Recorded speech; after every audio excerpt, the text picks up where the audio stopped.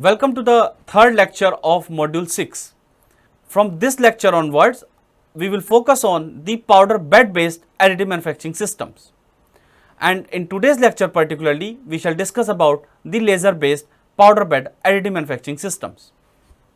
So this is going to be the content of this lecture. We shall start first defining further the powder bed additive manufacturing, and then the typical architecture of a laser based powder bed additive manufacturing system.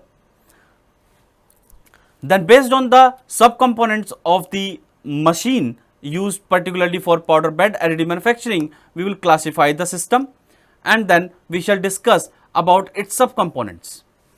So as we have already seen, the powder additive manufacturing systems are classified into powder bed systems and powder feed additive manufacturing systems. We have already discussed about the powder feed additive manufacturing systems. Now our focus in this module will be on powder bed additive manufacturing systems. The powder bed additive manufacturing systems are usually classified into two categories. Either the particle of the powder which is spreaded on a bed are joined together by utilizing a binder deposited from the top, or these powder particles are joined together by giving a thermal energy to it through an energy beam. So further, this powder bed additive manufacturing is usually classified into two categories. One is the binder based powder bed additive manufacturing and another is laser beam based powder bed additive manufacturing. So first we will discuss about the energy beam based powder bed additive manufacturing. Further, the energy beam could be of two types. We already know that. Either it can be a laser beam or it can be an electron beam. So this particular lecture will be on laser beam based powder bed additive manufacturing.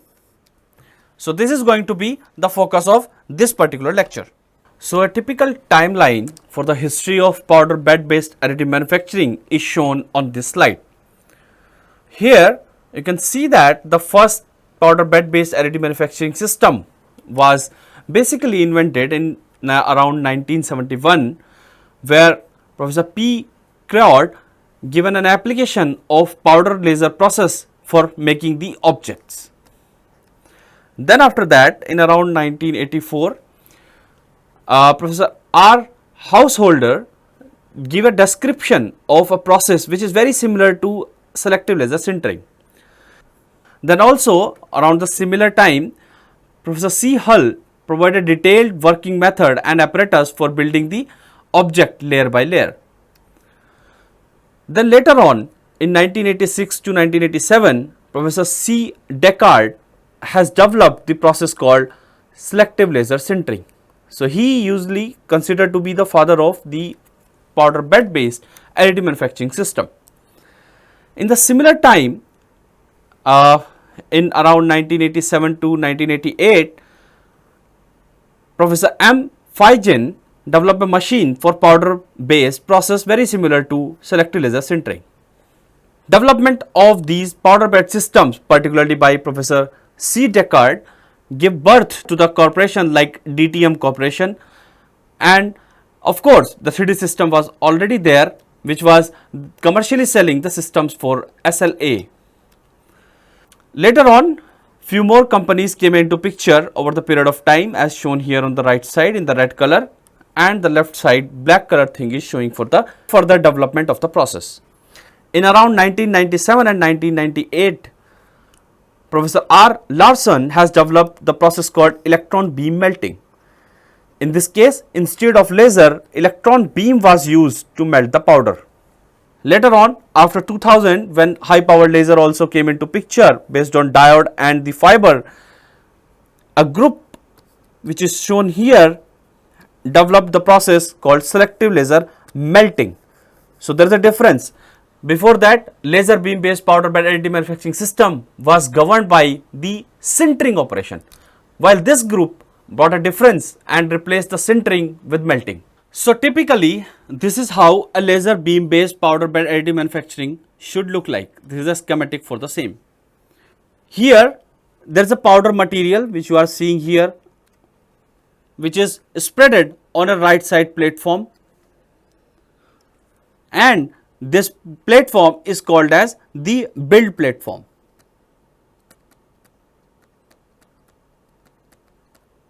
The powder like material comes from a reservoir which is here in this schematic shown here on the left side. So, this is the reservoir, and powder is delivered by the upward motion of this plate on the left side.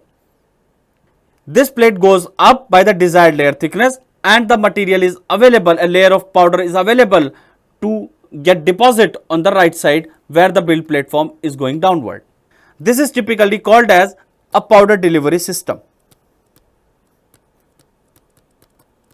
There could be different means also of providing the appropriate amount of material to the recoater to spread this on the build platform. There are different powder delivery systems. Then also there is a recoater, which is nothing but a blade which takes away the right amount of powder and moves absolutely on a horizontal line and spread this collected powder into the cavity which is created by the motion of the build platform after completion of the part.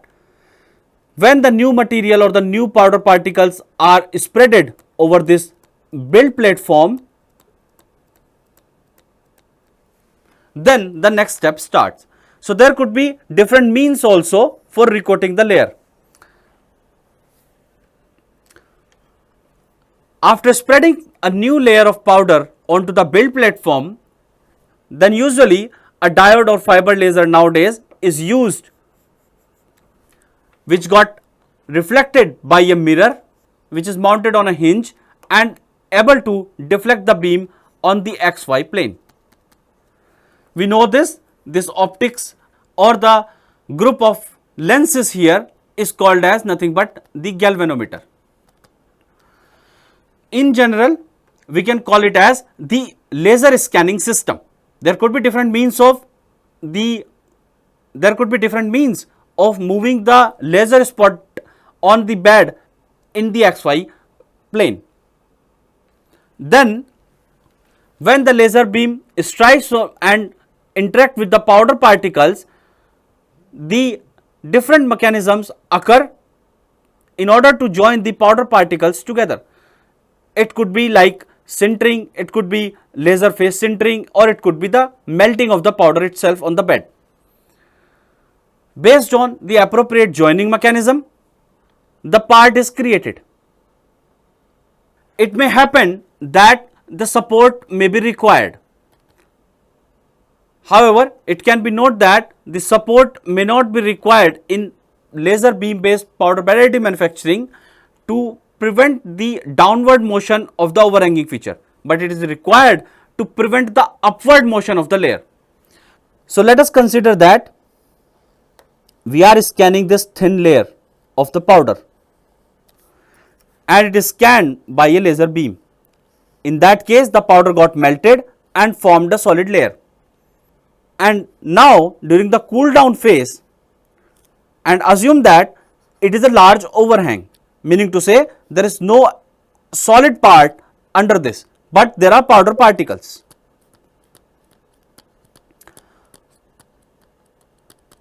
So, while scanning this powder layer on the top, definitely it will be supported from the bottom by the loose powder particles. They will not allow this layer to fall down. So, that is not our worry here, but as it is a tiny layer of around 40 micron, and if it is a very large overhang, then it may happen that after solidification this layer may warp like this. This layer may warp like this, and it is due to the residual stresses into the layer. And if the layer got warped, we know that this recoater may hit it and there may be chances of not able to realize the or complete the part efficiently. Therefore, usually if the material used here is prone for the deflection, it is prevented by providing appropriate support so that it does not allow this layer to warp up and kept it straight while depositing the large overhangs. So, this is a typical architecture for any laser beam based powder bed additive manufacturing system, but it can be noted that the subsystems used in this particular machine can vary. However, there are different types of the subsystems, those serve the same purpose in different machines.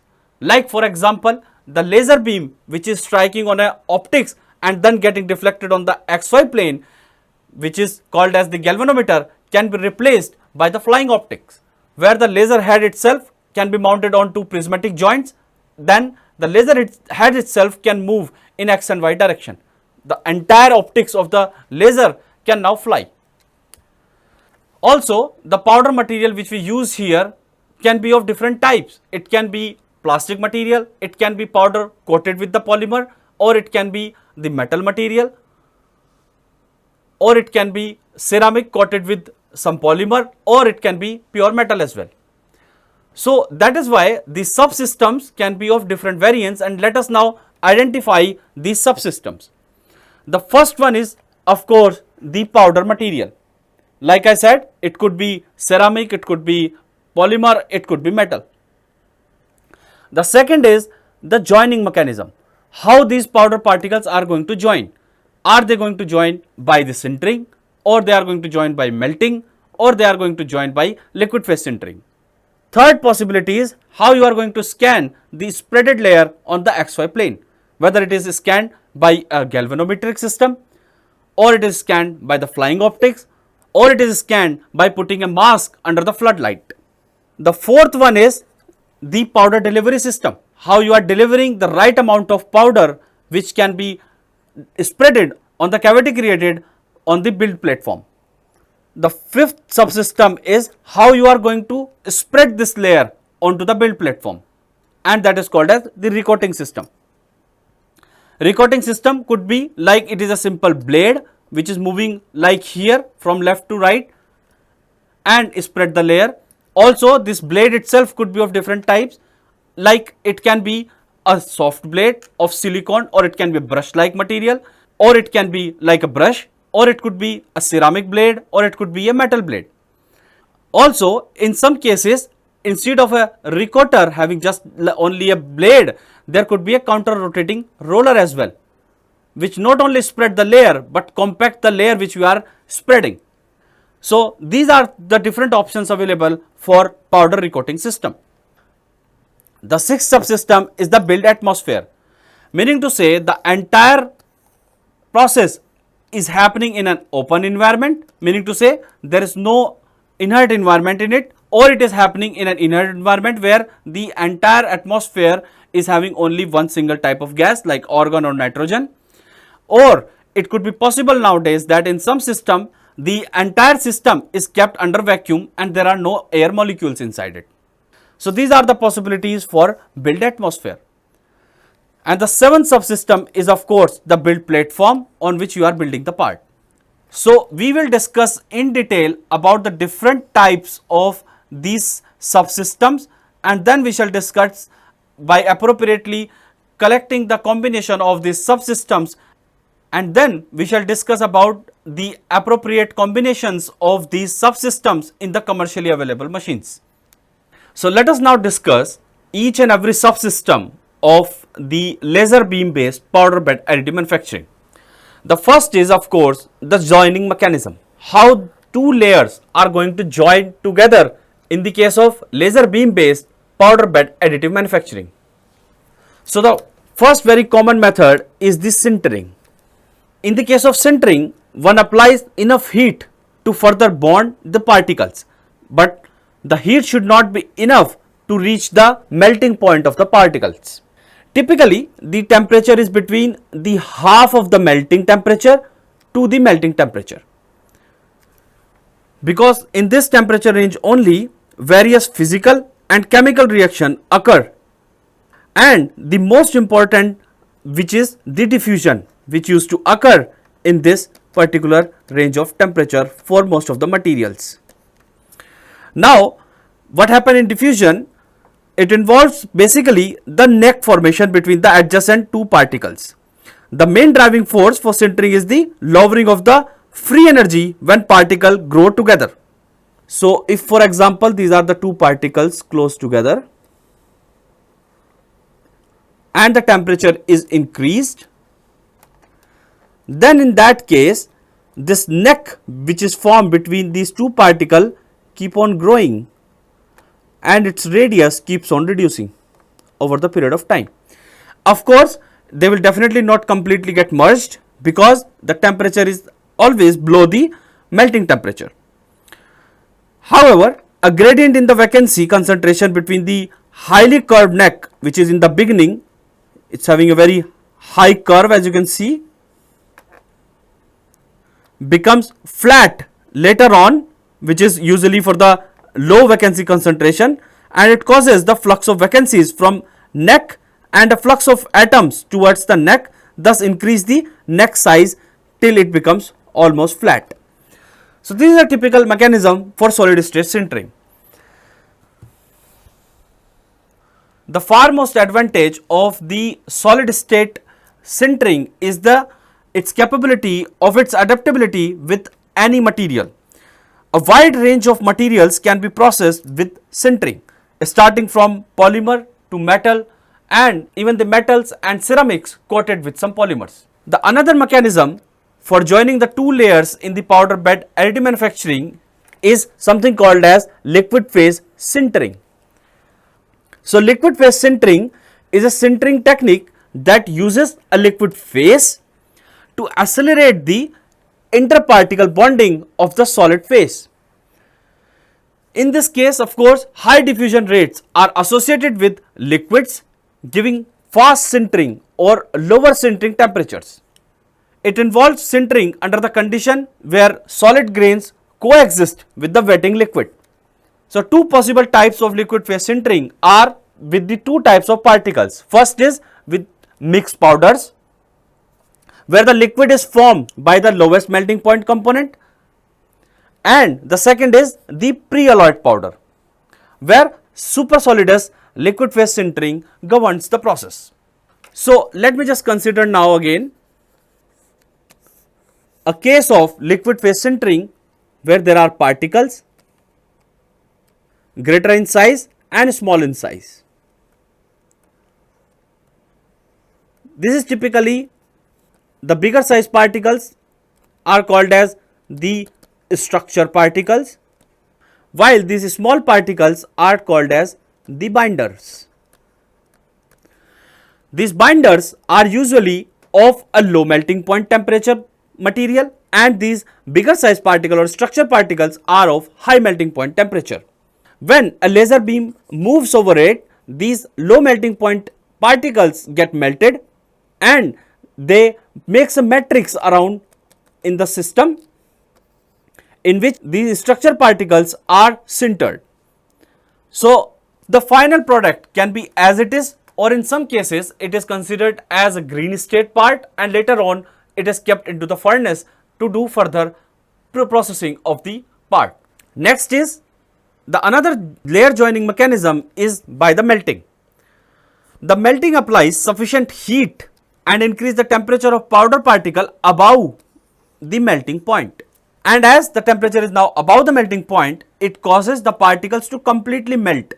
And when the particle melts, they form a bridge between the adjacent melted particle, and hence the entire zone got solidified, and we usually produce 100% dense part by this process if it is successful. Now let us talk about the different types of powder particle possible in laser beam based powder bed additive manufacturing. The first one is the coated particles, the second is the mixed particles,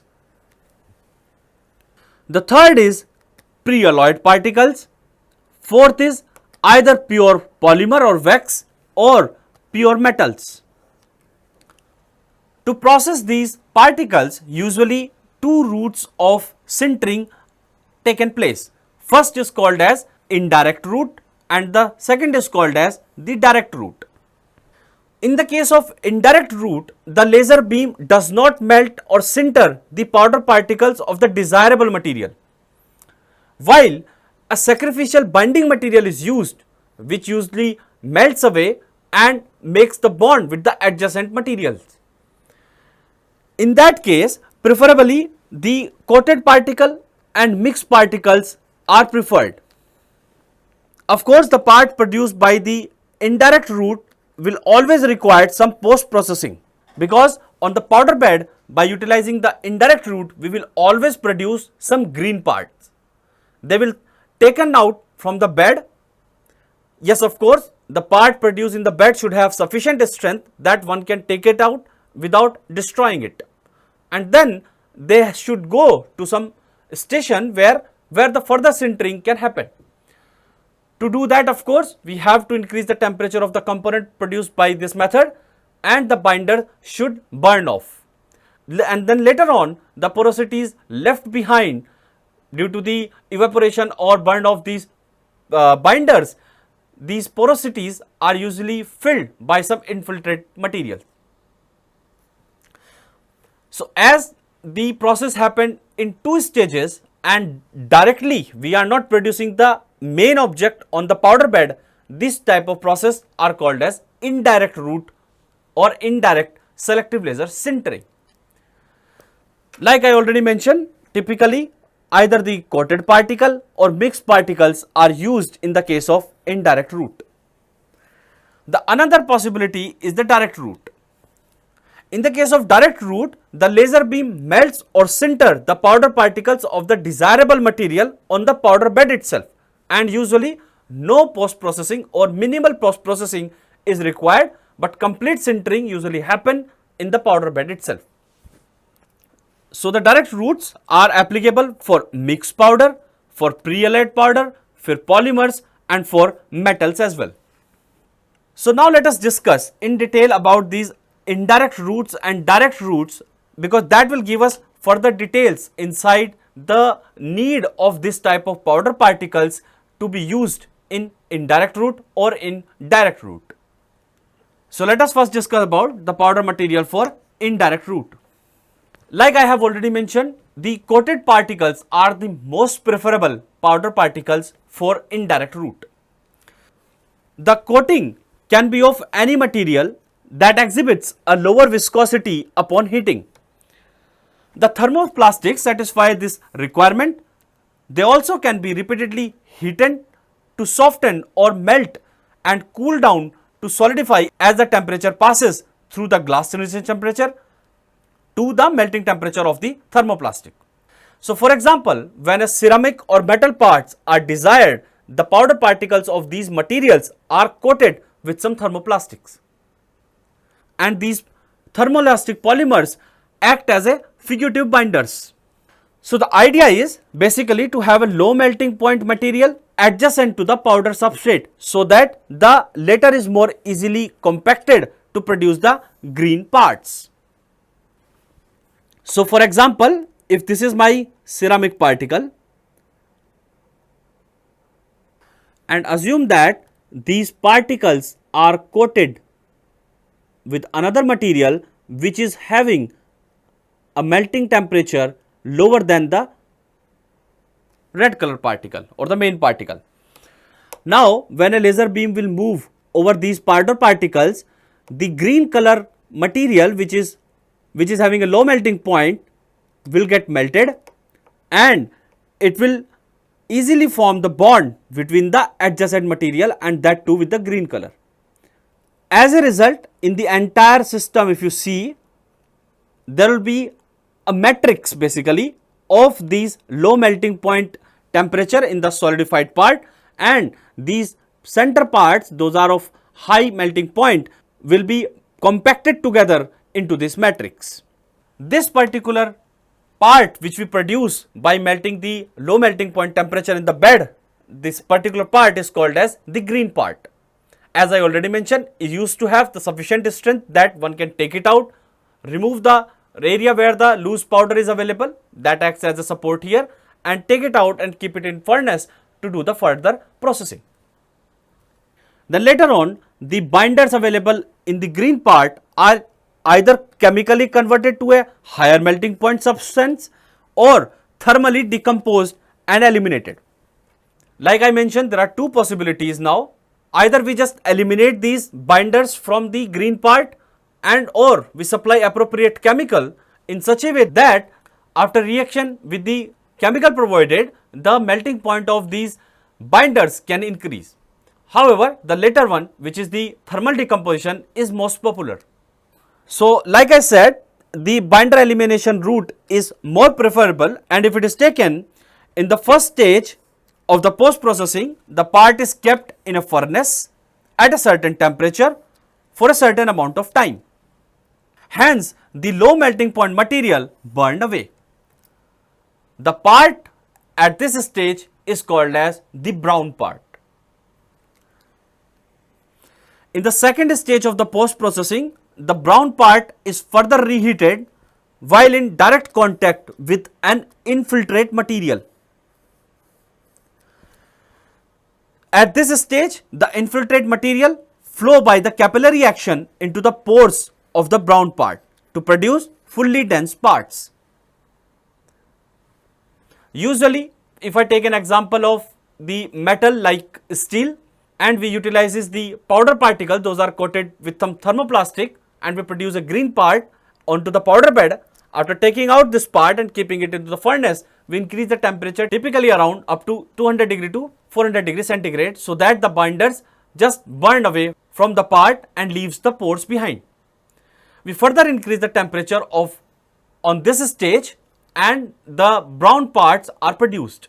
Later on, these parts are kept in direct contact with the infiltrate material, and due to the capillary action, these infiltrate material, like in this example we can assume to be the copper, they just rise into the, due to the capillary effect, into the pores and fill all the pores and produce the 100% fully dense parts. Of course, in this technique, obtaining a monolithic part may be a challenging task. So, one very important thing we can note in the case of indirect route of SLS, no compaction pressure is applied. As a result, while the green parts are of lower density, they are nearly isotropic. You go in any direction, the property remains same. That is why they are free from any internal stresses as well. While the latter two features are desirable, having a part that is isotropic and free from any internal stresses is definitely desirable, but the former two, that is the green part with lower density, are not really desirable and may lead to some problems because the strength of the part may be less.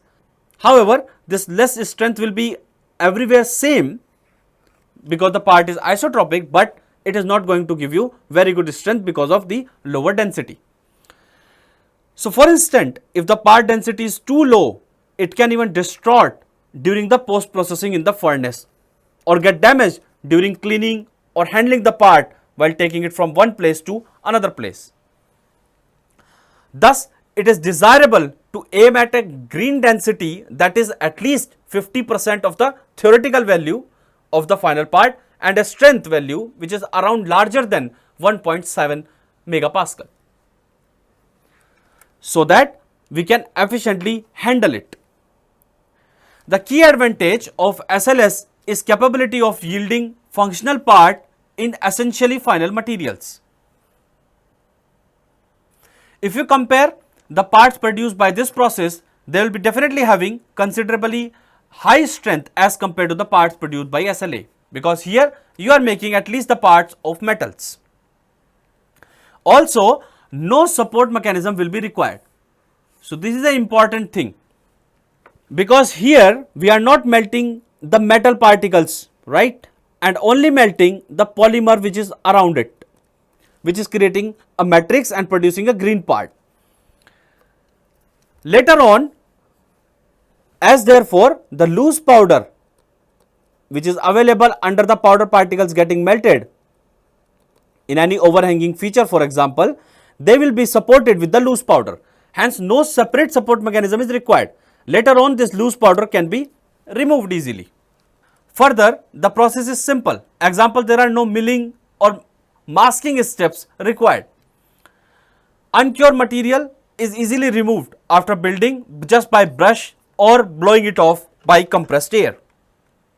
This video is a typical example of utilizing the laser beam based powder bed additive manufacturing process where the ceramic particles are coated by the polymers. You can see here the polymers which are coating around the ceramic particles are getting melted and they are making a bond with the adjacent powder particle which is similarly coated with the polymers. Here one can see there is a laser beam writing on the layers and selectively it is hatching the region or moving into the region where the particles needs to be joined. The process will repeat itself, recreate, spread another layer and hatch the cross section which we obtained by the slicing operation which we learned in our module 2. So in a similar fashion, the process repeat itself and build the part. Now as a result, the part you will produce here will be a direct sand mold which can be utilized for casting. And of course, these particles of the sand are held together by a polymer. So of course, a post processing will be definitely required.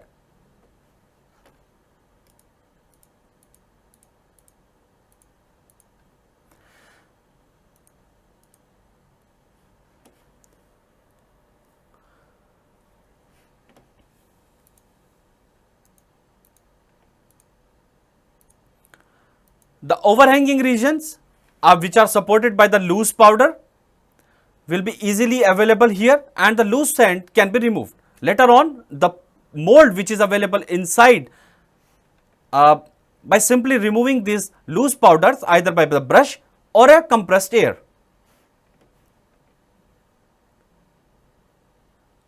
So as you can see here, the overhangs doesn't really having any support structure which need to be removed by external process. It is very easy now to remove the support because the support is nothing but the loose powder. Once these molds are ready, as I said, they should have sufficient strength that one can easily handle them and take it to another stations. Then in the next stage, the entire mold is kept into the furnace where the binders are going to be removed. After this stage, the parts which we will be having here will be having very low strength. Subsequently, at the same time, the infiltrated material rises under the capillary effect and fill these pores. As a result, we used to have a very strong part produced by this method. And it can be noticed that it is nothing but a direct sand mold. Now one can directly pour the material into it and get the part created. So far we have discussed about the powder, those are coated with thermoplastic materials, but it is also possible to have a mixture like you are seeing here in this diagram. So here there are powder particles which are of maybe ceramic or maybe it could be of metal, and there is a binder which is of low melting point temperature. Example here, it is an epoxy resin. After the laser beam will move over it, this low melting point binders will get melted and form the matrix. As you are seeing here, the sintered part will look something like this in this case, and of course it is in the green state. Later on you have to eliminate these binders and the part should go through an infiltration process. So why at all it was required? Because the coated particles are usually expensive and it is also sometimes very difficult to maintain the uniform layer thickness around these ceramic or metal particles. However, in the case of the mixed particles, it is also possible that the powder particles, those are mixed, got segregated while a recoating blade moves over the blade. This phenomena has to be taken care, of course. So in summary, we can say that if we are going through the indirect route of selective laser sintering, then either the coated particle or the mixed particles are possible materials to be used in this case. Next, the powder material for direct route of SLS. If you are going to process the polymers, there won't be any issue because polymers are already the low melting point particles and they can easily fuse and make the or get sintered with the adjacent particles. So if the polymers are processed directly without using any binder or coating or mixing. However, in the earlier stage, to produce the part by direct route, the mixed or pre-alloyed metal particles are used. It was difficult in the beginning, like to use a pure metal to build the part, and that was very difficult with the high melting point temperature particles. This is mainly because of the boiling effect, which usually occur due to the unavailability of the high power diode or the fiber lasers. So what happened when the laser power is low? Due to low laser power, the sintering necks are formed with a limited liquid amount region. And what is that region? It is nothing but the region where our focused beam spot is there. So assume that at an instant, this is the laser beam spot on the bed. Now only in this region, the liquid material will be available. Similarly, if we consider another spot, after some time, in this region only the liquid material will be available. So if we look at the powder particles, those are joining these two consecutive spots, and just look at here in this diagram, conventionally it should happen that there must be some liquid region available here, and that will be called as the sufficient liquid formation, and that will give us a continuous sintering track. Hence, the powder particle melted at this particular instant will be forming a bridge between the particles getting melted at next instant. Hence, you will get a uniform single track deposited on the substrate. But if the laser power is low, not only the laser power is low, but it may also be possible the power is sufficient but material is not absorbing the enough power from the laser. Also, it has been found that the metals are more compatible with the low wavelength laser such as the diode or fiber laser, where the wavelength is around 1 micron. But in earlier stage, we used to have the CO2 laser only in the high power range, and that was of around 10 microns in the wavelength. Therefore, those lasers were not really very much compatible with the metals to get processed. Therefore, the region where the liquid region is generated was very much restricted. As the unavailability of the liquid material between the two consecutive states at time t1 or maybe time t2, the bridge formation will not happen between these two spots. As a result, we will deposit nothing but the balls of liquid material at different locations when the laser beam is moving along a path. No continuous track was obtained. So this used to be the major hurdle in the earlier stage.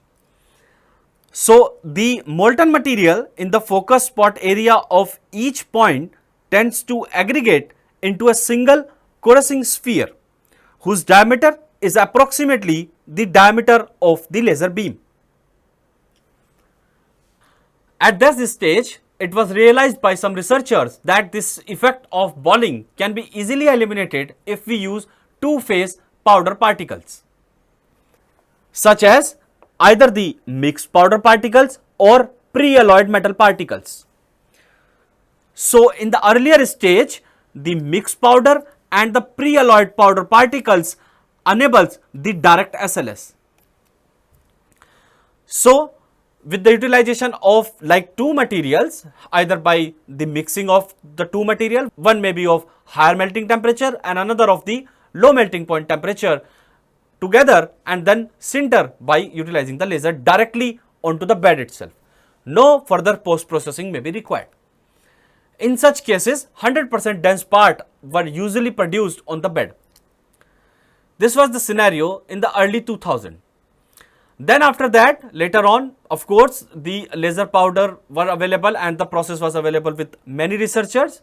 They came up with many solutions and developed the window where this balling effect could be eliminated, and even directly the metal was used not only for sintering but melting. But at this stage, the direct SLS was produced only with the mixed powder or pre-alloyed powder.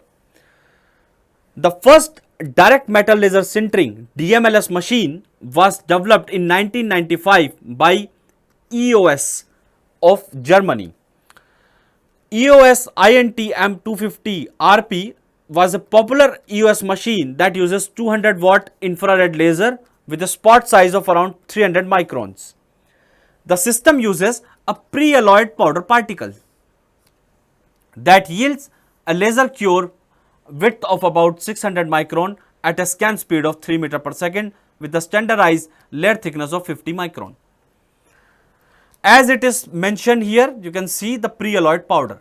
Now, creating that pre-alloyed powder itself was a difficult task for anybody. Therefore, whenever you buy a machine at this stage of the time from a manufacturer, then of course you have to buy the powder also or the raw material also from them, because any material cannot work. I have already mentioned the reason. So, only the powder particle should be either the mixed composition or be pre-alloyed, and those were usually the propriety in the beginning. Also, the mixed powder technology is found to be applicable in the direct SLS of several mixture powders. The material to be sintered comprises of a structure powder, which is nothing but a high melting point powder, and a binder powder, which is nothing but a low melting point powder particles. This mixture of structure powder and the binder powder enables or promotes the liquid phase sintering at this stage. Sometimes in the mixture we usually provide a fluxing or wetting agent also that accelerates the wetting characteristics while the liquid phase sintering happen on the machine. So, for example, while sintering nickel and tin, a mixture of nickel particles and tin particles, usually tin melts at a temperature of 1455 degrees centigrade, where the nickel melts at 1455 degrees centigrade, whereas the tin melts at 232 degrees centigrade, and the resulting compound can be composed of Ni2SN, Ni3SN2 or and Ni2SN4. It of course depend on that how many particles are available surrounding the nickel of SN. Those are getting melted while the laser beam scans over it. So, laser beam usually melt this SN first, and the SN, the molten SN and the molten tin usually flows into the porosities available between the nickel particles. As now the SN is available in the completely liquid form, its flowability is of course good, and the wetting of these nickel particles is slightly higher. As a result, the two adjacent nickel particles will be appropriately connected by the liquid form of the tin. Of course, if the temperature will raise further, the compound will be formed like of Ni2SN, Ni3SN and Ni3SN2 and or Ni2SN4. So, this is typically an example for liquid phase sintering. Of course, the nature of the liquid phase sintering will be clearly depend on the characteristic of the powder you are blending together as well as the sintering process which is happening on the powder bed. So, these two processes were the most important and the governing process for direct SLS in the early stage. First, the pre-alloyed powders, and second, the mixed powders. And later on in the recent years, the idea of full melting metal powder is explored. It is supported by the continuously improving process parameters, smaller layer thickness, smaller spot size, high power lasers and all, resulting in mechanical properties being much better than those of earlier time selective laser sintering part and comparable with bulk metal properties. This gives birth, this research towards the layer thickness, inert environment of the chamber, small diameter of the laser spot, small size of the powder particles, high power laser, they all enable together the process called as selective laser melting. So, from now onwards, Sintering is usually obsolete for the metal particles, and most of the laser beam based powder bed additive manufacturing are nowadays governed by the selective laser melting, where the 100% dense objects are produced in the bed itself, and usually no post processing is performed to increase its density. Of course, few other post processing are performed, but not for increasing the density of the parts produced. So now let us discuss about the next subsystem, which is the scanning system. There are three possible scanning systems available in the laser beam based powder bed additive manufacturing machines. First is the galvanometer, the second is the flying optics, and the third is the mask based system. Of course, the last option, which is the mask based option, is not really very popular, but the first two are quite popular. Among that, even the first one, which is the galvanometric system for scanning or moving the laser beam on the laser bed, is quite popular. We have already seen this method of galvanometer in our module number 3, where we discussed about moving the laser beam, UV laser beam, on the liquid tank of the wet photopolymer. Similar galvanometer is used here. The only concern here is the galvanometer should be having some additional cooling mechanisms as well, because here we usually deal with the high power laser as compared to the laser used in the case of SLA. Of course, we also seen that when a laser beam strikes on a galvanometer, it projects it onto the powder bed. As the position of the galvanometer changes, the striking beam can move here and there on the bed. We have seen as the laser beam is projected away from its center line, then the shape of the spot may not remain circular, which we are obtaining here, but it may distort and change it to the elliptical shape. Also, as this length F1 is different from this length F2, its diameter may also change. The spot may become larger because the focal point is same. Therefore, usually the beam correction method has to be used before projecting the beam onto the bed itself. Typically, in the case of SLA, when galvanometer is used, an F theta lens was used. We have already seen that. Similarly, here also in the laser beam based powder bed additive manufacturing, F theta lenses are preferred. We have already seen the purpose of using the F theta lens and their working principle as well. So, as a result, if a F theta lens is used, it will direct the laser beam vertically downward everywhere on the bed, as well as the correction in the shape of the beam will occur.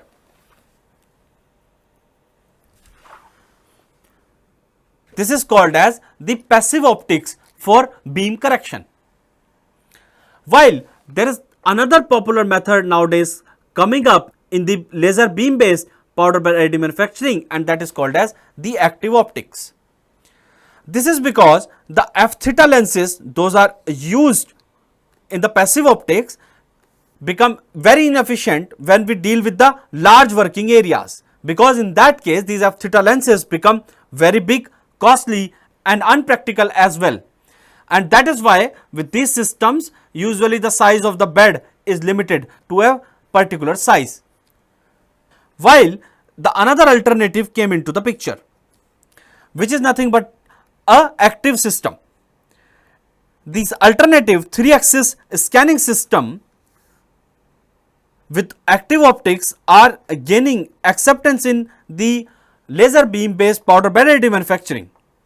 In a 3-axis scanning system, a dynamic focusing module is located just before the laser beam enters to the galvanometric system.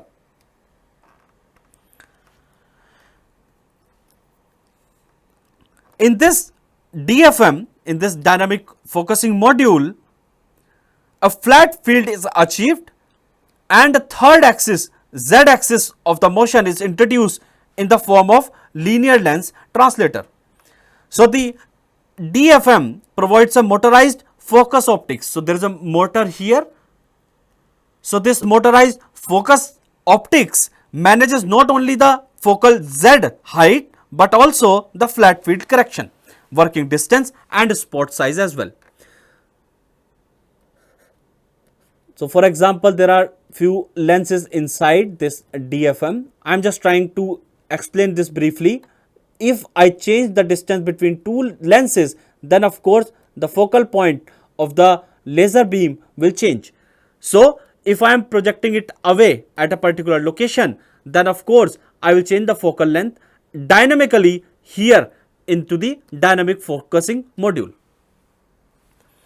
So this active change in the laser beam spot size, focal length which is projecting on the bed gives us freedom to increase the size of the bed as well.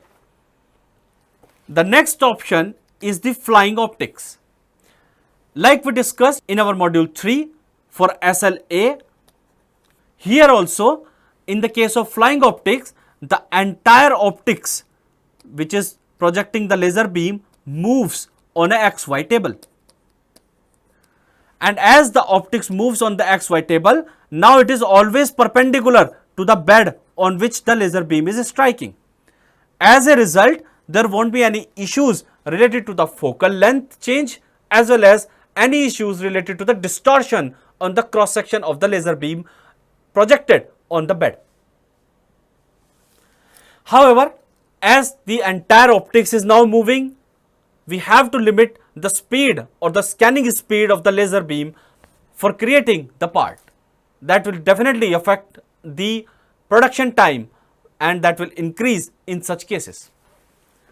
The another one is the mask based system, though such systems are not much explored in the case of the high power laser used in the laser beam based powder bed additive manufacturing system, but few researchers have explored this technique where multiple lamps are used and instead of a laser beam, the projected floodlight falls onto the mask.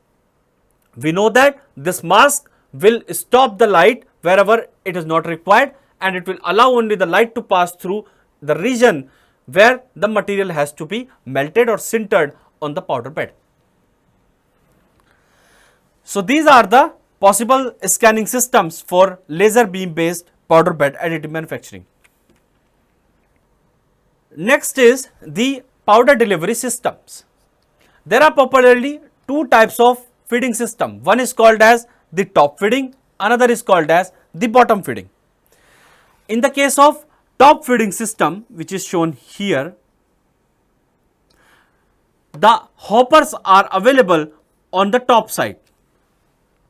The powder is delivered till the recoating blade or till the recoating system under the gravity. This is also called as the top feeding system. This is called as top feeding system because the material is feeding from the top side. Another one is the bottom feeding system. In the case of bottom feeding system, the material is fed from the bottom side.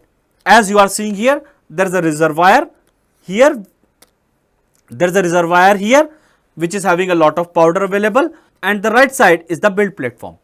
Now the material will be delivered to the recoater not from the top, it will be delivered to the recoater from the bottom.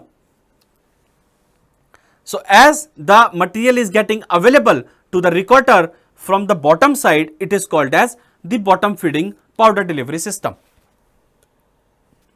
Such systems are still much popular in the case of the laser beam based powder bed additive manufacturing as compared to the top feeding systems. Few commercial systems like SLM, they use the top feeding system, while the top feeding system is also popular in the machine of RCAM, where instead of laser, electron beam is used as an energy source.